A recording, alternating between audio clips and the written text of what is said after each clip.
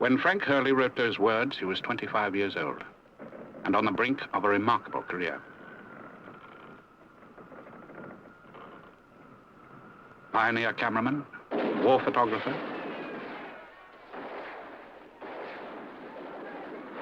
explorer, film director, writer, lecturer, broadcaster, Australia's best-known still photographer, but above all, an artist.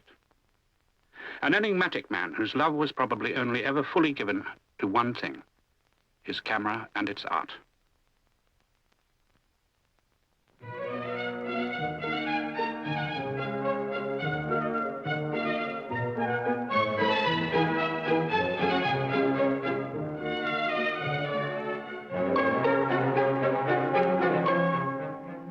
In 1910, Kodak held a window display, the work of some Sydney photographers. Among them, Frank Hurley. Already his life had been a spirited one. At 13, he defied a brutal schoolteacher and ran away from home. At 16, an apprentice fitter, he was sent from Lithgow to a job in Sydney Harbour. He listened to sailors' tales and dreamed of the day when he too might sail far away.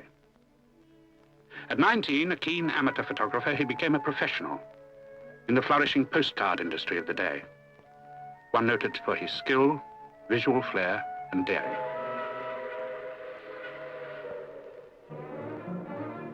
And now, in the summer of 1911, adventure after his own heart. The job as official photographer with Dr. Mawson's Antarctic Expedition, along with a team of Australian university graduates, the youngest party ever to set out for this still mysterious region. The roaring 40s soon induced in most the self-pitying spasms of seasickness.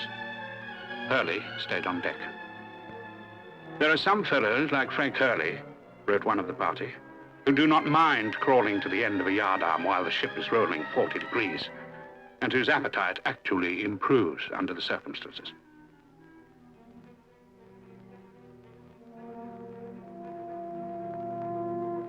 Dr. Mawson's was the first Australasian expedition to the Antarctic.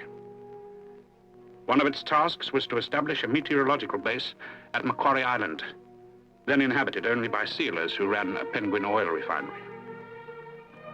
Penguins, thousands of them. Millions, Hurley estimated.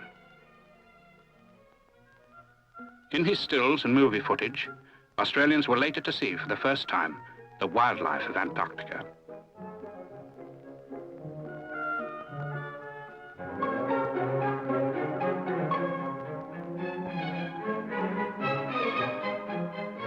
By Christmas, the base was made.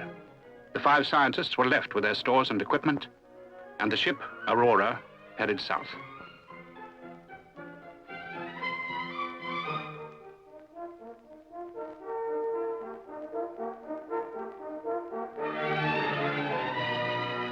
Hurley had quickly established himself as fearless, resourceful, and a wizard of improvisation. He seemed wedded to his cinematograph camera, wrote one of the team. Although an awkward piece of furniture, he succeeded in getting it to a variety of all but impossible vantage points.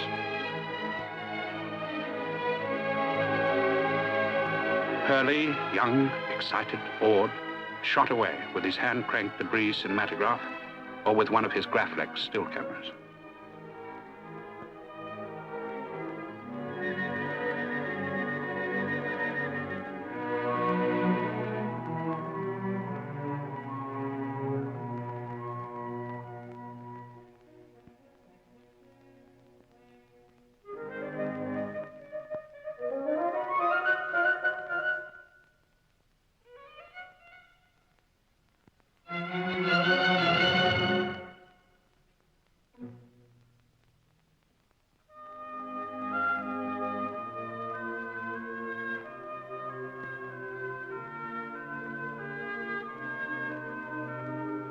The main party, under Mawson himself, planned to spend a year on the undiscovered portion of King George V land. In the few brief days of summer, they set about establishing a base. A specially devised air tractor helped transport equipment. Soon the blizzards began, and were to continue with increasing frightfulness. Hurley wrote in his diary, "No conditions could have been more unsuited for photography." Before this trip, Hurley had never been out of New South Wales. He had no experience of filming in these, the most savage conditions in the world. The famous English photographer Herbert Ponting was at that same time in the Antarctic with Scott, but Hurley had never seen Ponting's work.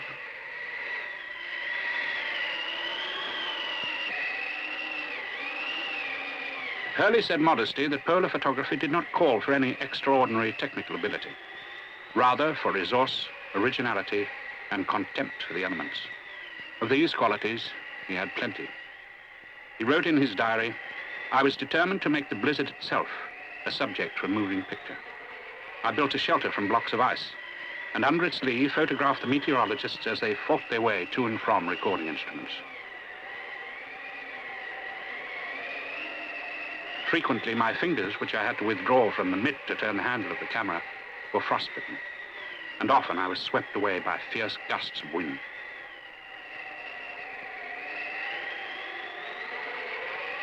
Winter passed, spring came, but the weather remained bad.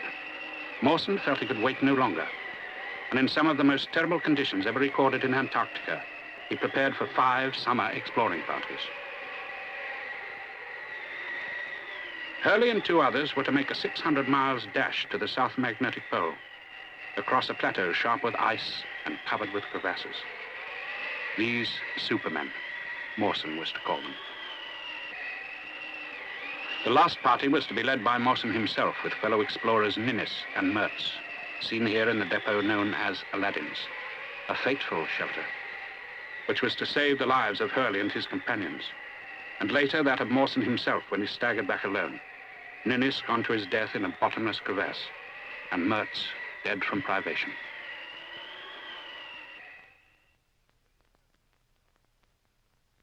With his first taste of travel, Hurley never stayed still.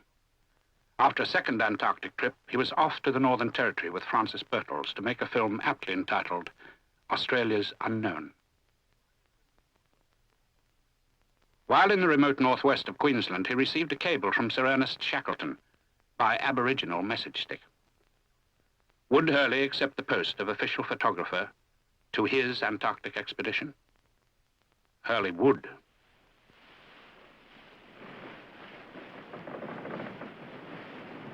For his new leader, Hurley soon came to have a deep admiration. And Shackleton just as quickly came to respect Hurley, not only as a photographer, but for his strength and cheerfulness. Only when he joined the ship Endurance did Hurley learn why he had been offered the job. His film on the Mawson trip, Home of the Blizzard, had been a huge success in London, and a syndicate had offered Shackleton, still short of funds, £20,000 for the motion picture rights of the expedition, on condition that he engaged that brilliant photographer, Hurley, of course.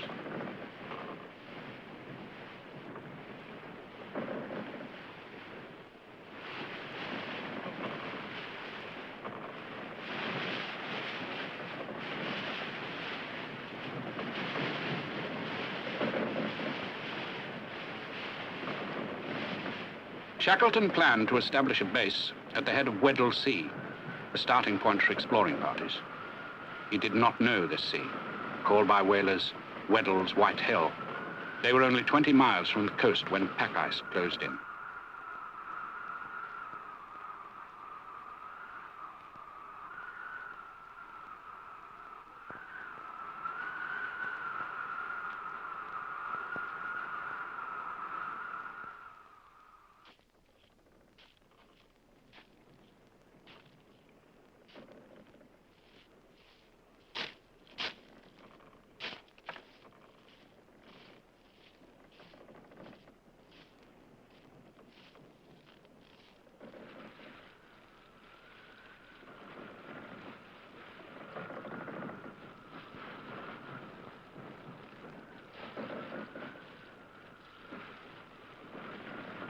It was no use. The ship was jammed, locked in, drifting helplessly with the pack. Shackleton was deeply concerned, but hid it from his men.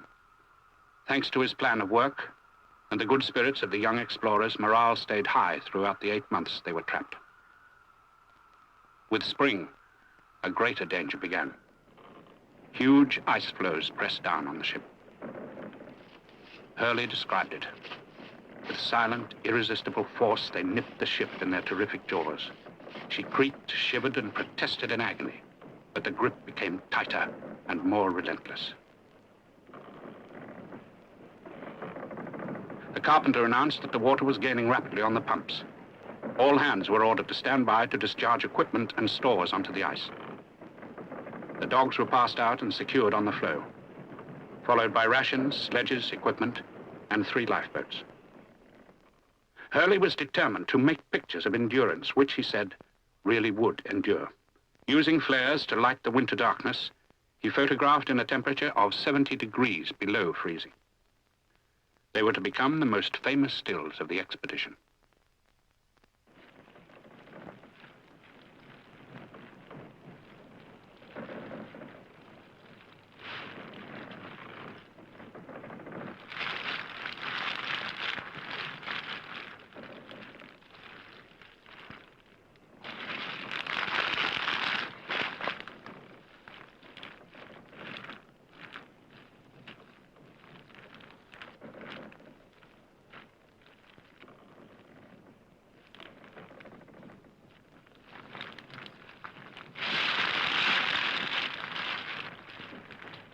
In the days that followed, Hurley had to make some painful decisions. Shackleton planned to send sledging parties for help. He ordered each man to restrict his personal gear to 2 pounds weight, and Hurley had to abandon his cinematograph, then all his photographic gear, except 1 small pocket camera and 3 spools of film. From 520 negative plates, he and Shackleton together chose 120. As each plate was rejected, Hurley smashed it on the ice to avoid regrets.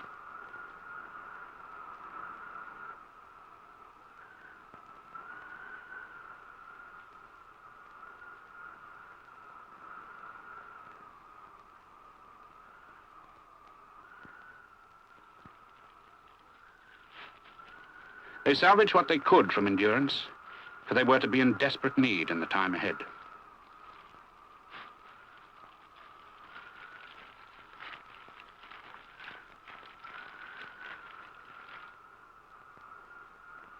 After months of camping on the drifting ice floe and a terrible journey in the ship's boats, the main party was forced to hold up for yet another winter.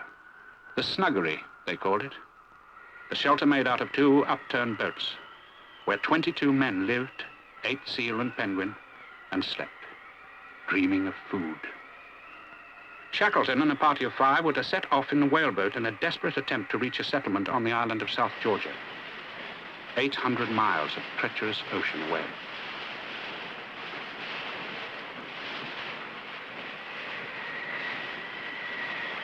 Hurley spoke truly when he called this the Homeric age of Antarctic exploration.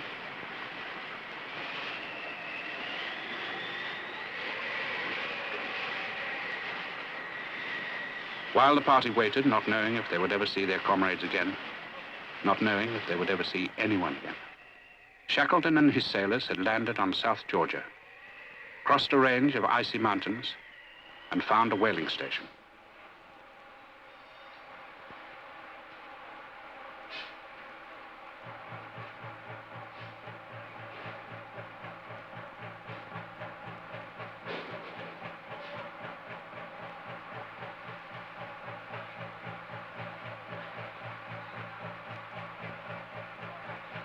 A Chilean trawler set out to rescue the marooned men. Hurley described the thrilling moment. The trawler hove to, and a boat was dropped for the shore.